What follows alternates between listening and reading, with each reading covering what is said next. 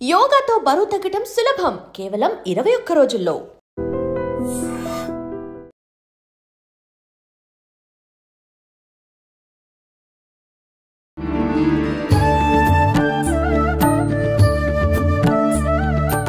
నమస్కారం, welcome to I dream. ధర్మ మార్గం విత్ విజిత కార్యక్రమానికి స్వాగతం. ప్రస్తుతం మనతో పాటు ఉన్నారు శ్రీ కామాఖ్య అమృత శోధన సంస్థ వ్యవస్థాపకురాలు వేణుశ్యామమ్మ గారు. ఇప్పుడు అమ్మతో మాట్లాడి మరిన్ని విషయాలు తెలుసుకుందాం.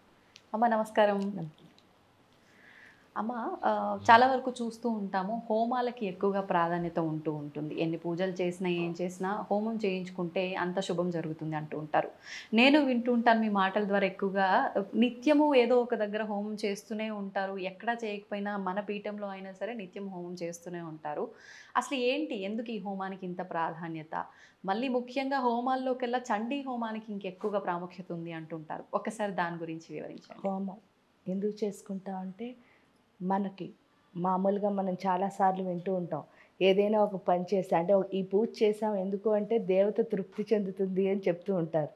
కానీ నిజంగా ఒకసారి చూసినప్పుడు మనం దేవతకి ఏదైనా ఇచ్చి తృప్తి చేయగలమా అని ఒక్కసారి మనం ప్రశ్నించుకున్నాం అనుకోండి, అంటే విశేష ఆహుతులు వేస్తే ఇది అవుతుందో, అసలు తృప్తి అన్నది దేవతకా లేకపోతే మనకా? అంటే ఇప్పుడు ఒక పువ్వు, కమలం పువ్వులతో పూజ చేసాం అనుకోండి, దేవత తృప్తి చెందింది అంటున్నారు. కానీ నిజంగా దేవతకి తృప్తా మనకి తృప్తా అని ఒకసారి ఆలోచిస్తే, అవి పెట్టడం వల్ల మనకు ఆనందం కలిగి మనం సాటిస్ఫైడ్గా ఉంటున్నాం, అందుకని చేస్తున్నాం. అంటే ఇక్కడ సాటిస్ఫాక్షన్ అన్నది కావాల్సింది ఎవరికి అంటే నేను అన్నదానికి తప్ప దేవత, ఎందుకంటే దేవత అంటేనే చాలా గొప్పదని అర్థం కదా. మరి ఇక్కడ ఎందుకు ఈ ప్రక్రియలన్నీ పెట్టారు అని అన్నప్పుడు, ఆ తృప్తి అన్నది మనం తెచ్చుకోవడం కోసమే. ఎందువల్ల మన లోపల శబ్ద స్పర్శ రూప రసగంధాలనే 5 తన్మాత్రలు ఉంటాయి. ఈ 5 తన్మాత్రల్లో ఇప్పుడు మనం హోమం గురించి చెప్పుకుంటున్నాం కాబట్టి, రూపము అనే తన్మాత్రను తృప్తిపరచడానికి హోమం చేస్తాం. ఈ రూప తన్మాత్ర అంటే ఏంటి అంటే, నార్మల్గా ఒక రకంగా చూస్తే మనకి బాడీ కాన్షియస్ అన్నది చాలా ఎక్కువ ఉంటుంది. అంటే నా కళ్ళు బాగున్నాయి, ముక్కు బాగున్నాయి, ఈ డ్రెస్ వేసుకుంటే బాగుంటానా, ఇలా ఇదంతా ఉంటుంది. ఆ రూపంతో చూస్తున్నంతసేపు మనం ఎక్కడికి వెళ్ళలేకపోతామని ఒకసారి గమనిస్తే మన లోపల మనం చూసుకోలేం. మన లోపల మనం చూసుకునే వరకు మనం ఎదగం. ఇక్కడ హోమం ఎందుకు పెట్టారు అసలు ప్రక్రియ అని ఒక్కసారి ఆలోచిస్తే, ఈ రూపతన్మాత్ర అని అన్నప్పుడు కూడా మనకు ఒకటి ఉంది చూడండి, ఏంటి అంటే దేవుడికి ఆకారం ఉందండి అన్నారు కొంతమంది ఋషులు మునులు. అవే కృష్ణుడు, రాముడు, కాళీ, ఈ రాశ్యామల, లేకపోతే వారాహి, శివుడు, ఇలా మనం బోల్డెన్ రూపాలు చెప్పారు. ఇటు వచ్చేసరికి కొంతమంది ఏం చెప్పారు అంటే, అసలు దేవుడికి ఆకారం లేదు, నిరాకారం అన్నారు. ఇప్పుడు మనలాంటి చిన్నపిల్లలు ఉన్నారు, మనకేం తెలియదు పాపం. ఎందుకు అంటే అసలు దేవుడికి ఆకారం ఉందా లేదా, వీళ్ళందరూ పూర్తిగా దేవుడిని అవపోసన పట్టారు కాబట్టి వీళ్ళకి రెండు రైటే తెలుసు నిజంగా. కానీ మనకి తెలియకపోవడం వల్ల మనలాంటి వాళ్ళకి ఏమవుతుందంటే, అసలు దేవుడికి ఆకారం ఉందా లేదా అన్న స్థితి, అంటే మీమాంసలో ఉంటాం అనమాట. ఆ మీమాంస నుంచి బయటికి రావడానికి మళ్ళీ మన పెద్దలు ఏం చేశారు అంటే, మనకు ఒక క్లారిటీ ఇవ్వడానికి ఇచ్చిందే హోమం. ఈ హోమం ఏంటి అని అంటే, హోమము అన్నది మణిపూర్ చక్రానికి సంబంధించింది. నార్మల్గా మానవుడి యొక్క మణిపూర్ చక్రానికి ఉన్న లక్షణం ఏమిటి అంటే, భయం అని ఒక లక్షణం ఉంటుందిట. ఆ భయానికి కారణం ఏమిటి అని అంటే, మనందరం అమ్మ పొట్టలోంచే వస్తాం. ఈ అమ్మ పొట్టలో ఉన్నంతసేపు పొట్ట చిన్నది, లోపలంతా చీకటి, మురికి వాసనలు, రక్తం, మాంసం అన్నీ ఏమిటంటే భయంకరమైన స్థితిలో కూడా చాలా హాయిగా ఒక గుడ్డు నుంచి ఒక పాప బాబో కింద అయ్యాము అంటే, దానికి కారణం ఏమిటి అంటే మనకు ఒక భరోసా, మా అమ్మ నాతో ఉంది అంటే. అంత సెక్యూర్డ్గా పొట్టలో పెరిగాం మనం. తీరా 9వ నెల బయటికి రాగానే ఏమవుతుందిట అంటే, ఫస్ట్ కట్ చేసి తల్లికి బిడ్డకి ఉన్న సంబంధం. ఆ కట్ చేసేసరికి ఏమవుతుంది అంటే, వచ్చిన ప్రదేశం అమ్మ పొట్ట లాంటి చిన్న ప్లేస్ కాదు, ఇంత పెద్దగా ఉంది. లోపల చీకటిగా ఉందా, ఇదంతా వెలుగ్గా ఉంది. దానికి తోడు ఇందులో ఏమో రక్తం, మాంసం, మురికి వాసనలు అన్నీ ఉన్నాయి. ఈ బయటకు వచ్చేసరికి ఏముంది, చాలా ఫ్రెష్గా హాయిగా ఆనందంగా డ్రైగా ఉంది. ఇదంతా కాదన్నట్టు మనం పుట్టామని చూడడానికి బోల్డన్ని ఆకారాలు వస్తాయి. బాబాయిలు, పిన్నులు, తాతయ్యలు అందరూ, వీళ్ళందరినీ ఇన్ని ఆకారాలు పొట్టలో ఎప్పుడూ చూడలేదు. ఇన్ని కొత్తగా చూసేసరికి మనకి ఎవరు లేరు, అమ్మ లేదు. ఎప్పుడైతే అమ్మ లేదు అన్న విషయం మనకు అర్థమైందో, ఇంత పెద్ద ప్రపంచంలో నేను ఒంటరి అని మొదలెడతా ఉంటా. అంటే ఆ లోన్లీనెస్తోనే ఏమవుతున్నాం, ఎదిగిపోతున్నాం. ఎదిగిపోతున్నాం. ఆ ఎదిగిపోవడం వల్లే మనకి ఎంత మంది ఉన్నా చుట్టూ ఒంటరిగానే బతుకుతాం. సో ఈ పరిస్థితి మనకి పోతేనే అసలైన రూపం అంటే అర్థమవుతుంది. ఎందుకంటే భయం ఉన్నంతసేపు మనం లోపలికి వెళ్ళలేం. అవును. అందుకని చెప్పి వీళ్ళు హోమ ప్రక్రియ మీరు చూస్తే హోమంలో బోళ్ళన్ని ఆహుతులు వేస్తారు. పేలాలు, నువ్వులు, తెల్ల ఆవాలు, మళ్ళీ ఏంటంటే తోక మిరియాలు, ఈ ఆహుతులన్నీ ఏంటంటే మనలో ఉన్న వివిధ రకాల భయాలనే అందులో వేస్తున్నాం. ఇంకా ఈ భయం వల్ల ఏమొస్తుందంటే మనకి ఇంకో కొత్త కేటగిరీ వస్తుంది, కొత్త లక్షణం. ఆ లక్షణం పేరేంటంటే మనం ఎంత భయపడితే అంత అహంకారంగా మాట్లాడడం మొదలు పెడతాం. ఎందుకంటే భయం ఉన్నవాడే అహంకారంగా మాట్లాడతాడు. కానీ అమ్మ, భయం ఉన్న వాళ్ళు పిరికి పిరికి వాళ్ళ ఉండరు. భయం ఉన్న వాళ్ళు ఏంటి గొప్పలు చెప్పడం మొదలెడతారు. ఎందుకంటే వాళ్ళ భయం ఎవరికీ తెలియకూడదు. ఇక్కడ ఆత్మన్యూనతాభావం అన్నా అహంకారం అన్నా ఒకటే ఇంచుమించు. ఏంటంటే నన్ను అందరూ ఒప్పుకోరు అనిపించినప్పుడు మనం ఏం మాట్లాడకుండా, అంటే ఈ సృష్టిలో అందరూ నన్ను ఒప్పుకోవాలి అనుకోవడం ఆత్మన్యూనతాభావం. ఎందుకంటే మనం చెప్పిన దానికి ఎదురు చెప్పకూడదు అనమాట. అది ఆత్మన్యూనతాభావం. అహంకారం అంటే నేను చెప్పిందే నువ్వు వినాలి అని డామినేట్ చేయడం, ఏదైనా అహంకారమే కదా. ఆ అహంకారంతో ఎప్పుడైతే మనం అందుకనే అక్కడ నెయ్యి వేస్తాం. ఆ నెయ్యి ఏంటి అంటే మన లోపల ఉన్న అహంకారానికి ప్రతీక. మన భయం అహంకారం ఎప్పుడైతే ఆ అగ్నిలో వేస్తున్నామో మీరు చూస్తే అగ్ని మొత్తం లోపల బూడిద అయిపోతుంది. ఆ బూడిద అంటే అర్థం ఏమిటంటే మామూలుగా బూడిద అంటే బూడిదే, కానీ మంత్రంతో బూడిద ఎప్పుడు కలుస్తుందో దాన్ని విభూది అని పిలుస్తారు. ఆ విభూది అంటే అర్థం తేజస్సు అని. ఇక్కడ ఏంటంటే మనలో ఉన్న భయాలు అహంకారాలు ఎప్పుడైతే వెళ్ళిపోతాయో మన లోపలికి ఏమొస్తుంది అంటే తేజస్సు వస్తుంది. అవును. ఆ తేజస్సు ఎప్పుడైతే రావడం మొదలు పెట్టిందో అగ్నికి రెండో లక్షణం ఉంది. ఆ ఫస్ట్ లక్షణం ఏంటి, రూపాన్ని మార్చింది. మీరు చూస్తే ఏమిటి అంటే మనం ఏం వేసినా సరే బూడిచ్చేస్తుంది. ఆ తలుపు వేయండి బూడిదవుతుంది, ఆవాలు వేయండి బూడిదవుతుంది. ఒక మనిషిని తీసుకెళ్లి వేసినా సేమ్ బూడిదే అవుతుంది. అంటే అర్థం ఏమిటి, ఆ రూపం అన్నది చేంజ్ అయిపోతుంది. ఇంకో లక్షణం ఏమిటి, రెండోది అగ్ని ఒకసారి ముట్టుకుందంటే అక్కడ ఆగదు, అలా పక్క వాటిని కలుపుకుంటూ వెళ్ళిపోతుంది. అంటే ప్రతిదాన్ని కలిపే లక్షణం అగ్ని ఉంది. అంటే ఇక్కడ ఏం చేస్తుందంటే మన లోపల ఎప్పుడైతే తేజస్సు రావడం మొదలు పెట్టిందో అప్పుడు మనం స్లోగా ప్రకృతితో కలవడం మొదలు పెడతాం. ప్రకృతితో కలవడం మొదలు పెట్టడం అంటే ఏంటంటే ఈ ప్రకృతిలో కనిపించే ప్రతిదీ కూడా నాకు తల్లి స్వరూపమే, ప్రకృతి మొత్తం అమ్మ స్వరూపం అని అర్థమయ్యేటట్టు. అది ఎప్పుడైతే స్లోగా అర్థమవడం మొదలెట్టిందో మనలో తేజస్సు పెరగడం మొదలుపెట్టిందో ఒకటి అర్థమవుతుందిట. ఏంటి అంటే నీరు మామూలుగా తీసుకున్నాం అనుకోండి, ఒరిజినల్గా నీటికి ఆకారం ఉంటుందా? ఉండదు. ఒక గ్లాసులో పోస్తే అది గ్లాస్ ఆకారం నీటి ఆకారం అంటున్నారు. ఒక చెంబులో పోస్తే చెంబు ఆకారం నీటి ఆకారం, గిన్నెలో పోస్తే గిన్నె అంటున్నారు. అంటే నీటికి ఆకారం దేన్ని బట్టి నిర్ణయిస్తున్నాం అని అంటే పాత్రని బట్టి నిర్ణయిస్తున్నాం. అదేవిధంగా దేవుడు అన్నది ఒక శక్తి, దానికి ఆకారం లేదు. కానీ ఎవరైతే దేవుడికి దగ్గర అవుతూ ఉంటారో వాళ్ళ ఆకారమే ఎవరి ఆకారం కింద మారుతుందిట, భగవంతుడి ఆకారం కింద. అందుకే ఇప్పుడు మీకు అర్థమైందా మన హిందూ ధర్మంలో ఇంతమంది దేవుళ్ళు ఎందుకున్నారండి అని ఎక్కిరించకూడదు. ప్రతి దాంట్లోనూ దైవత్వాన్ని చూడడం, మనలో మనం దైవత్వాన్ని నింపుకోవడమే మనకు హోమం నేర్పిస్తోంది. అంటే ఈ సృష్టి అంతా దైవ స్వరూపమే. తల్లంటే దైవం అనే కదా చెప్తున్నారు. ప్రకృతి అంతా అమ్మ స్వరూపం అని తెలుసుకున్నాం అంటే ప్రకృతిలో అణువణువు దేవతని చూడగలుగుతున్నాం. ఆ దేవతను మళ్ళీ ఎవరిలో నింపుకోగలుగుతున్నాం, మనలో నింపుకోగలుగుతున్నాం హోమం ద్వారా. అందుకని హోమం అంతా ప్రాముఖ్యం. అయిన తర్వాత ఏంటి అని అంటే ఆ దేవత యొక్క లక్షణాలు ఎప్పుడైతే మనలోకి వచ్చాయో, మనలో ఉన్న రాక్షస లక్షణాలు ఎప్పుడైతే బయటకు వెళ్ళిపోయాయో అప్పుడు మనం అనుకున్నవన్నీ మంచిగా సాధించగలం. కాబట్టి ఎందుకు రాక్షస లక్షణాలు అంటే ఏమీ లేదు, మనలో ఉన్న బద్ధకం, మనలో ఉన్న కోరికలు, మనలో ఉన్న ఈర్ష్య, మనలో ఉన్న కోపం, ఇవన్నీ రాక్షసులు కదా. దేవుడి లక్షణం ఎప్పుడొచ్చిందో ఈ రాక్షసులందరూ ఏమవుతారు, బయటకు వెళ్ళిపోతారు. ఇంకా చండీ హోమం ఎందుకండి అంత ప్రాముఖ్యం అంటే చండీ అమ్మవారు కూడా మణిపురానికి సంబంధించిన దేవతే. అంటే ఈ చక్రాలకి ఒక్కొక్కళ్ళు అధిదేవతలు ఉంటారు. మన నాభిస్థానానికి అధిదేవత ఎవరు అంటే చండీ. హోమము అక్కడే స్టార్ట్ అవుతుంది, ఈవిడ అక్కడే స్టార్ట్ అవుతుంది. ఇది అందుకని ఒక రకంగా చెప్పాలంటే, ఎందుకంటే మన శరీరం మొత్తానికి శక్తి క్షేత్రం ఏంటి అంటే నాభే. ఇక్కడి నుంచే పవర్ అన్నది మొత్తం దేహం అంతటికి అందుతుంది అంటారు. ఆ నాభిలో చండీ ఉండడం వల్ల మన ఆత్మశక్తి ఎప్పుడైతే పెరిగిందో మన యొక్క ఎనర్జీ అన్నది మారుతుంది. మారుతుంది. ఇక్కడ అందులో చండి అంటే ఏంటి అంటే మహాకాళి, మహాలక్ష్మి, మహాసరస్వతి ముగ్గురు అమ్మవార్ల యొక్క సమిష్టి స్వరూపమే చండి.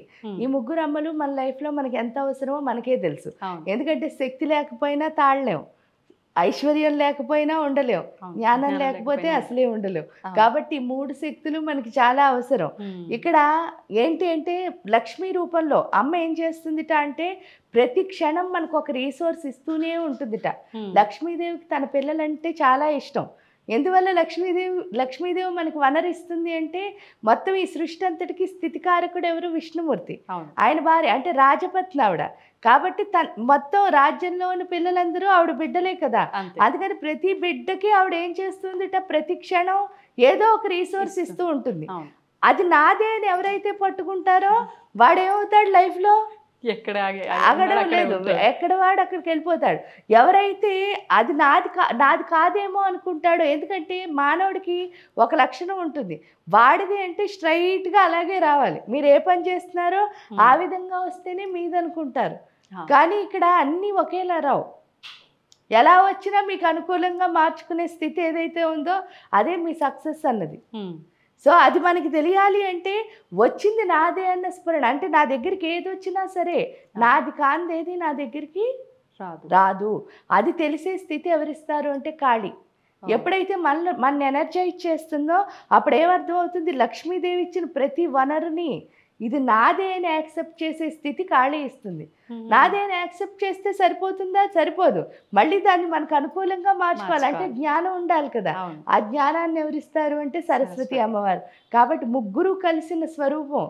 ఈవిడొక్కరిని కొలిస్తే ఏంటి అంటే ఆ 3 శక్తులు ఎప్పుడైతే మనలోకి వచ్చాయో మన లైఫ్ అన్నది ఏ పదం వైపు వెళుతుంది అంటే విజయ పదం వైపు వెళుతుంది. అందుకని చండీ అమ్మ అంత ప్రాముఖ్య. దానికి తోడు ఏంటి అంటే చండీ సప్తసతి 13 అధ్యాయాలు కూడా ఏంటి అంటే రాక్షసులకి దేవతకి జరుగుతున్న యుద్ధమే. ప్రతిసారి అదే కదా, రక్తబీజులతో ఎలా ఫైట్ చేసావు, లేకపోతే సొమ్మని శుమ్మలతో ఎలాగా మధుకైటబుల్తో అంటే ఆ ఫైటింగ్ అక్కడ ఆ యుద్ధాన్ని చూపించడానికి కారణం ఏమిటి అంటే అక్కడ మన రాక్షసులు దేవత అంటే ఏంటంటే మనలో ఉన్న రాక్షస లక్షణాలు దైవ లక్షణాలు ఏం చేస్తూ ఉంటాయి? కలిసిపోతాయి, ఎప్పుడు దెబ్బలాడుకుంటూనే ఉంటాయి. ఏంటంటే మనలో ఒక మంచివాడు కూడా ఉంటాడు, ఎట్ ది సేమ్ టైం చెడ్డవాడు కూడా ఉంటాడు. ఈ చెడ్డవాడు ఏంటి అంటే ఏదో ఒక పని చేస్తూ ఉంటాడు, కొంట పని. ఈ మంచివాడు ఏం చెప్తూ ఉంటాడు? ప్రతిసారి వద్దు వద్దు అని చెప్తూ ఉంటాడు. ఆ వద్దు అన్నది ఎవరైతే ఫాలో అవుతారో వాళ్ళు చెడ్డవాడి రాక్షసుడి కింద వెళ్ళరు. కానీ 99.9% ఏంటి అంటే మన మైండ్ ఏం చెప్తుందో అదే వింటాం మనం. అవును. కానీ ఇక్కడ వినాల్సింది ఎవరిని? మన హృదయాన్ని వింటే. అందుకే చూడండి ఆత్మసాక్షిగా అంటారు. ఎందుకంటే ఇది ఎప్పుడు సాక్షిభూతంగా చెప్తూనే ఉంటుంది నువ్వు తప్పు చేస్తున్నావని. దీని మాట విన్నావా మంచిగా పైకి వస్తాం, దీని మాట విన్నావా ఎప్పుడు ఫైటింగే ఏర్పడుతూ ఉంటుంది. ఒక్కొక్కసారి ఒక్కొక్కటి గెలుస్తుంది. కానీ ఇక్కడికి వచ్చేసరికి ఏంటి అంటే ఆ చండీ సప్తసతిలో ఆ యుద్ధం గురించి మనం అంటే దేవి మహాత్యం అని కూడా చెప్తారు. ఆ దేవి మహాత్యం గురించి వర్ణిస్తూ ఉంటే స్లోగా ఈ లోపల యుద్ధం ఆగిపోతుంది. ఎప్పుడైతే ఎందుకంటే ఆత్మశక్తి ఎప్పుడైతే పెరిగిందో మనలో దైవిక లక్షణాలు పెరుగుతాయి. దేవత యొక్క లక్షణాలు ఎప్పుడైతే పెరిగాయో స్లోగా రాక్షసులు అన్నవాళ్ళు బయటకు వచ్చేస్తారు.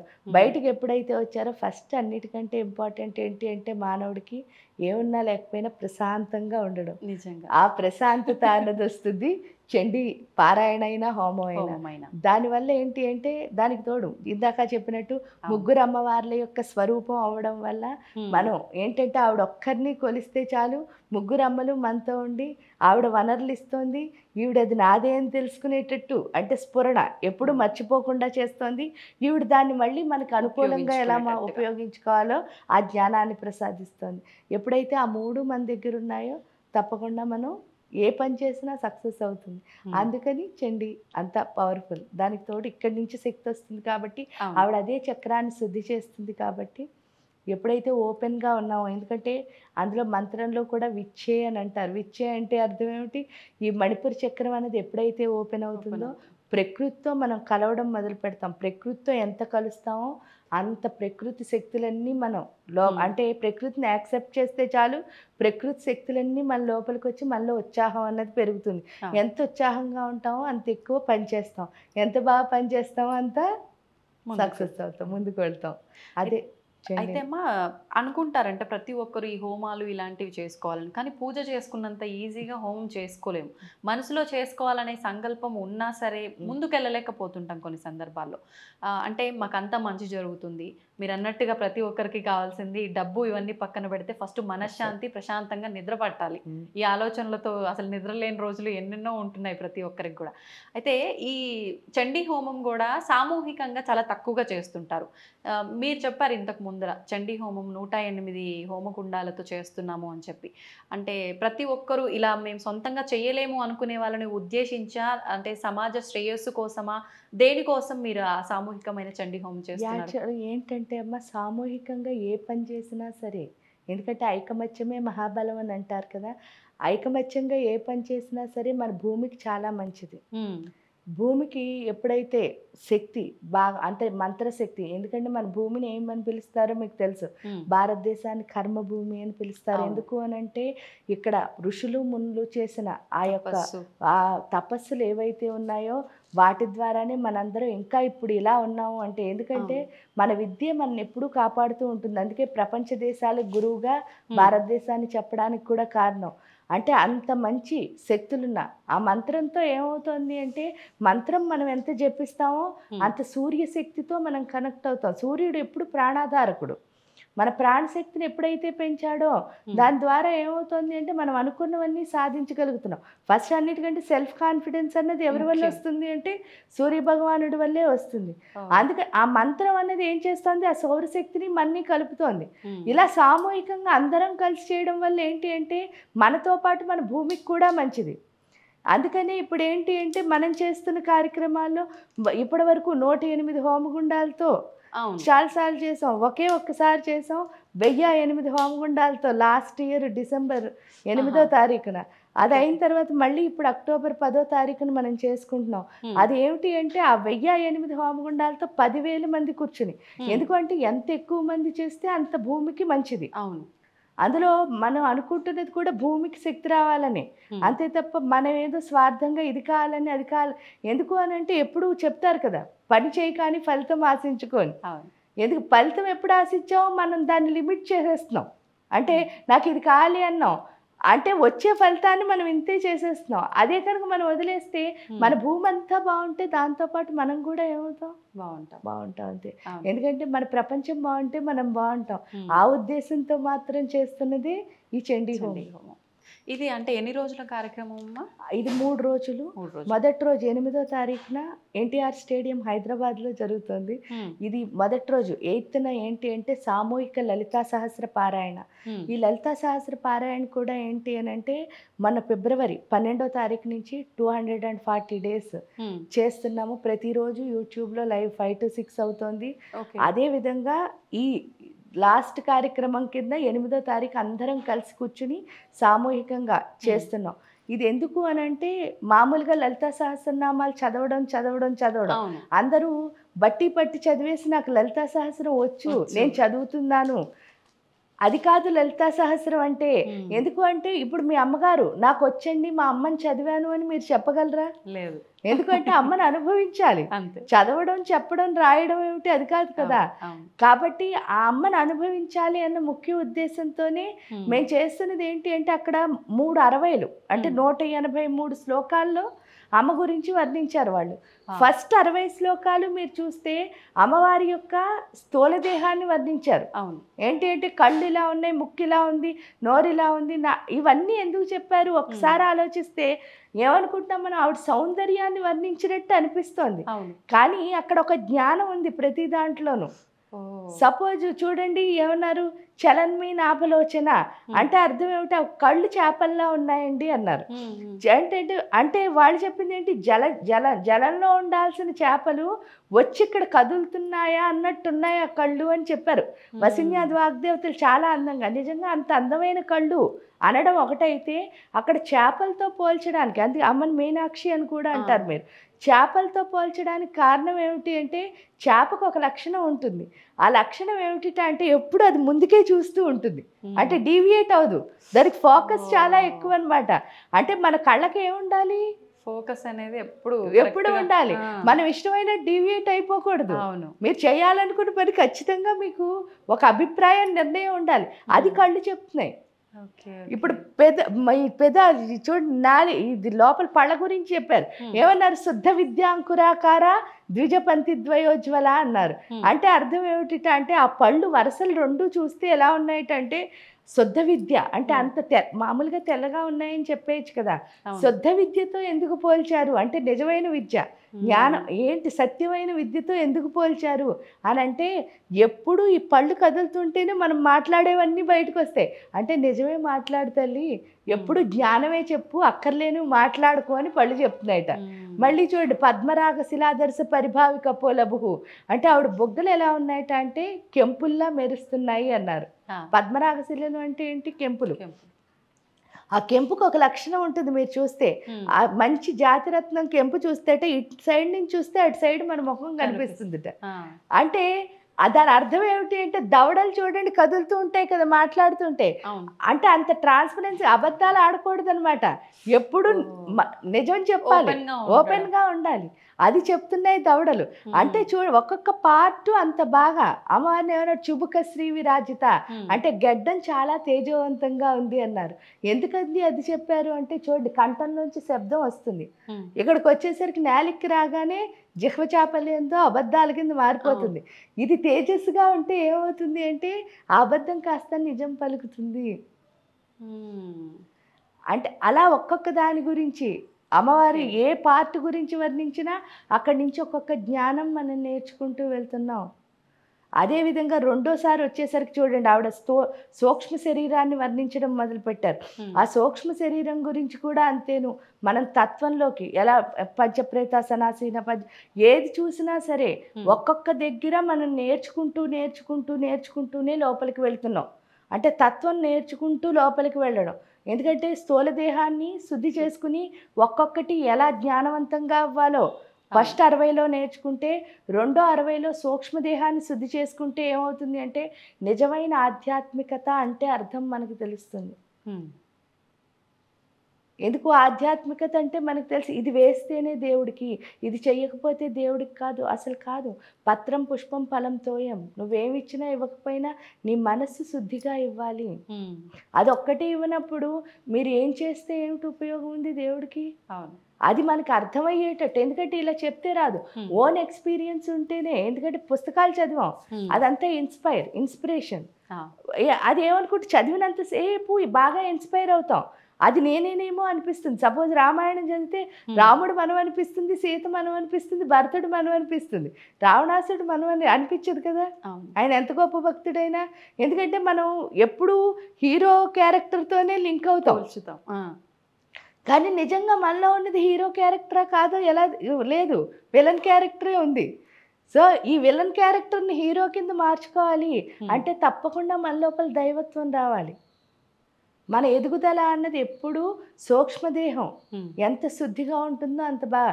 చాలామంది ఏంటంటే వాళ్ళు ఏమి ట్రిక్స్ చేయక్కర్లే, జస్ట్ మీరు ప్యూర్గా ఉంటే చాలు ఎదుగుతారు. మనం ఏం ట్రిక్స్ చేయక్కర్లే ఎవరితో. ఆ ప్యూరిటీ అన్నది ఈ నెక్స్ట్ 120 వరకు ఇస్తాయి మనకి.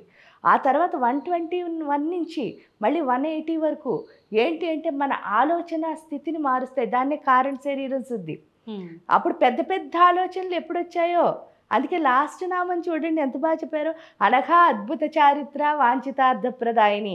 అనఘాదేవి కింద వచ్చి ఏం చేస్తుందిట, అద్భుత చరిత్ర సృష్టించేటట్టు చేస్తుంది. ఎలా అంటే మన లోపల ఆలోచనలు ఎప్పుడు మారాయో, మీరు ఎంత గొప్ప ఆలోచన చేస్తే మీరు అంత గొప్పగా ఎదుగుతారు కదా. అది నెక్స్ట్ 60 చెప్తున్నాయి. ఈ 3 దేహాలు శుద్ధి అయిన తర్వాత ఏదైతే ఉందో అదే నిజమైన లలితాదేవి స్వరూపం. ఏం చెప్పారు? అభ్యాసాతి సేజ్ఞాత షడద్వాతీత రూపిణి అంటే అర్థం ఏమిటి? అభ్యాసం చెయ్యగా చెయ్యగా చెయ్యగా ప్రతిరోజు నీ గురించి కొత్తగానే తెలుస్తూ ఉంటుంది. ఈవేళ ఇది అనుకున్నాను, ఇదేనా అంటే కాదు, ఎందుకంటే అది విశ్వవ్యాపక చైతన్యం. నేనెంతున్నాను, ఇంతే కదా ఉన్నాను, ఈ రోజు ఇలా అర్థం చేసుకున్నాను, రేపు వెళ్ళేసరికి ఆ చైతన్యంలో ఇంకో కోణం కనిపిస్తోంది. అందుకని అభ్యాసం చేసిన కొద్దీ బోళ్ళంత అర్థమవుతుంది నీ గురించి. ఎలా అంటే అవ్యాజ కరుణామూర్తి రజ్ఞానద్వాంత దీపిక, నీతో ఎంత అభ్యాసం చేస్తే అంత నువ్వేమిస్తున్నావు అంటే చాలా చాలా చాలా తేలిగ్గా, నీకు ఎంత కరుణ అంటే అమ్మ మా పైన, చాలా తేలిగ్గా నువ్వు జ్ఞానాన్ని ఇచ్చేస్తున్నావు. అది కూడా ఏం జ్ఞానం అంట? రా అనే జ్ఞానం. ఎందుకంటే జ్ఞానానికి ఫైనల్ బీజం రా అని చెప్తా, అంటే అగ్ని బీజం. ఆ అగ్నిలో ఉన్న పూర్తి జ్ఞానాన్ని మనకి ప్రసాదిస్తుంది. ఎవరు అంటే ఏమన్నారు? ఆబాల గోప విదిత సర్వానుల్లంఘి శాసన. అందరి దగ్గర విన్నాము ఏమిటి అంటే ఆవిడ ఏదైనా సరే క్రాస్ చేయగలదు అని. అంటే అర్థం ఏమిటి అని అంటే మనం ఇప్పుడు చూడండి, చాలామంది ఇది చెయ్యి, ఈ రూల్ ఇలాగే చేయాలి, ఆ రూల్ అలా కాదు. మనం ఏదైనా ఆ టైం ప్రకారం అక్కడ వచ్చిన సిచ్యువేషన్లో మార్చుకుంటూ వెళ్ళొచ్చు. ఆ మార్చుకునే స్థితి ఎవరు అంటే మళ్ళీ ఆవిడే. ఆ తర్వాత ఎవరంటే ఇంతకీ ఈవిడంటే శ్రీచక్రరాజ నిలయ శ్రీమద్ త్రిపుర సుందరి. ఆ శ్రీచక్రం మధ్యలో కూర్చుని ఉంటుంటే ఈవిడ పేరు త్రిపుర సుందరి. త్రిపుర సుందరి అంటే ఏమిటి? 3 పురాల్ని పరిపాలించే అందగత్తె. సుందరి అంటే అందగత్తె కదా. 3 పురాల్లో ఏదైతే అందవిహీనత్వం ఉందో అది తీసేసి అందాన్ని ఇస్తుంది. ఆ 3 పురాలు ఏంటంటే శ్రీమద్ వాగ్భవ కోటైక స్వరూపముఖ పంకజ, ఇది ఒక పురం. కంఠాద కటిపర్యంత మధ్యకూట స్వరూపిణి అంటే ఈ బాడీ ఒక పురం. శక్తి కూటైక తాపన్న కట్టెదో భాగదారిని, ఆ చివరి పాదాల వరకు ఉన్నది 3వ పురం. ఈ 3 పురాల్లో ఒకటి వాగ్భవ కూటం, కామరాజకూటం, శక్తి కూటం. ఈ 3 పురాల్లో ఏదైతే డిఫెక్ట్లు ఉన్నాయో అవన్నీ తీసేసి వాటిలో ఉన్న బ్యూటీ ఏదైతే ఉందో దాన్ని పైకి తీస్తుంది. ఎవరు అంటే ఆవిడ ఎలా ఉంటుంది అంటే శివశక్తి ఐక్య రూపిణి లలితాంబిక. శివుడు శక్తి కలిసిన అర్ధనారీశ్వర స్వరూపంలో ఉంటుంది. ఏం నేర్చుకోవాలి అంటే మనం ఏమనుకుంటాం అంటే నేను ఆనందంగా ఉండాలి అంటే ఒక సోఫా కొనుక్కుంటే హ్యాపీగా ఉంటానని కొనుక్కుంటాం, తర్వాత కారు కొనుక్కుంటే హాయిగా ఉంటామని కొనుక్కుంటాం, ఇల్లు అన్నీ కొనుక్కుంటున్నాం. ఏదైనా పెర్మనెంట్గా ఆనందాన్ని ఇచ్చేసిందా? ఓసారి కొనుక్కుంటే నాకు ఇంక హ్యాపీ పోదు అన్న ఆనందం ఏదీ లేదు, అన్నీ టెంపరీవే. అంతే. ఆ టెంపరీ నుంచి పెర్మనెంట్ ఆనందం నాకు కావాలంటే అసలు ఏముండాలి, నేనేం సంపాదించాలి అంటే 2 సంపాదించాలట. ఒకటి ఏంటంటే శక్తి, 2 జ్ఞానం. అదే శివశక్తి ఐక్యరూపిణి లలితాంబిక. శివుడు ఎప్పుడు జ్ఞానాన్ని ఇస్తే అమ్మ ఎప్పుడు శక్తి ఇస్తుంది. ఆ శక్తి జ్ఞానం కలిసి ఎవరి దగ్గర ఉంటాయో వాళ్ళే ఆనందంగా ఉంటారు. అదే ఆ లలిత చెప్తుంది. అందుకని ఏంటి అంటే మొత్తం ఈ 3 దేహాలని శుద్ధి చేసుకుంటుంది. అందుకని నేను లలితా శాస్త్రం చదువుతున్నాను. నేను నువ్వు ఎందుకు చదువుతున్నావు? నీ అహంకారం పోవడానికి 3 బాడీల్లో. ఇంకా నువ్వు ఆ కౌంట్ మీద లేకపోతే నేను ఇంత చేసేస్తున్నానేమో అనుకుంటున్నావు అంటే అహంకారం ఎక్కడ పోయింది? లలితలా ఎలా మారమ్మని లెక్క అవసరం లే. ఎంత ఇష్టంగా ఎంతసేపు చేసుకోవాలనిపిస్తే ఎందుకు చేస్తున్నా అంటే నేను లలితలా మారడానికి. అప్పుడు లలితలా మారితే మీరు ఎంత మంచిగా ఉంటారు. అవును. అంతేగాని ఈ లెక్కలు, ఈ పత్రాలు ఇవన్నీ అవసరం లేదు. కరెక్ట్. మీరే లలిత అయినప్పుడు మీరు ఇంకోళ్ళకి ఏం చేస్తూ ఉంటారు? అభయం ఇస్తారు కదా. ప్రతి ఒక్కళ్ళు మనలో మనం అమ్మవారిని చూసుకున్నప్పుడు ఎదుటి వాళ్ళు కూడా అమ్మవారిని చూడగలరు. అంటే ఫస్ట్ ఏంటంటే టేస్ట్ తెలియాలమ్మా, స్వీట్గా ఉంటుందని. అందుకని మనలో మనం చూసుకోగలగాలి. చూసుకున్న తర్వాత ఇంక ఈ సృష్టి అంతా అదే కనిపిస్తుంది, ఇంకేం కనిపించదు. అవును. అంటే ఇంత మనం అర్థం చేసుకోవాలి అని అంటే సామూహికంగా కూర్చొని మనం ఇంతమంది ఒక దగ్గర ఉన్నాము అంటే వాస్తవం అమ్మ. నిజంగా మీరు అన్నది, ఒక్కరం కూర్చొని ఒక పని చేస్తున్నప్పుడు మనకి ఏ రకంగా అనిపించిందో అదే భావనలో వెళ్తాం. ఫోకస్ అనేది ఒక 10 మంది ఉన్నప్పుడు ఒక్కొక్కరి అనుభవం ఒక్కొక్క రకంగా అది ఒక మంచి వేలో ముందుకెళ్తుంది. నిజంగా సంతోషం అమ్మ. చాలా మంచి ఆలోచన మీరు చేస్తున్న, అంటే ఒక రకంగా లోక కళ్యాణం కోసమే మీరు చేస్తున్న ఈ హోమాలు కూడా. ధన్యవాదాలమ్మా. And don't forget to subscribe to iDream. And for more videos, please subscribe to iDream. Please subscribe to iDream. Please subscribe iDream. And please subscribe to iDream. For more videos, subscribe to iDream. Please like, share, and subscribe to the channel. Congratulations, iDream. Subscribe to iDream. Subscribe to iDream. So subscribe to iDream Media. iDream ki iDream team andarki huge congratulations. Please subscribe iDream Media. Please subscribe to iDream. Subscribe iDream. Please subscribe to iDream. iDream అంటే నా కళల channel subscribe చేసుకున్న నోరు తిరుగుతలేదు మీరైతే గంట గుర్తు కొట్టండి. For more such videos, please subscribe to iDream. Subscribe to iDream. Please subscribe to iDream. Please subscribe iDream Media. Please do subscribe to iDream. Please subscribe to iDream Media. For best entertainment and information, please subscribe iDream.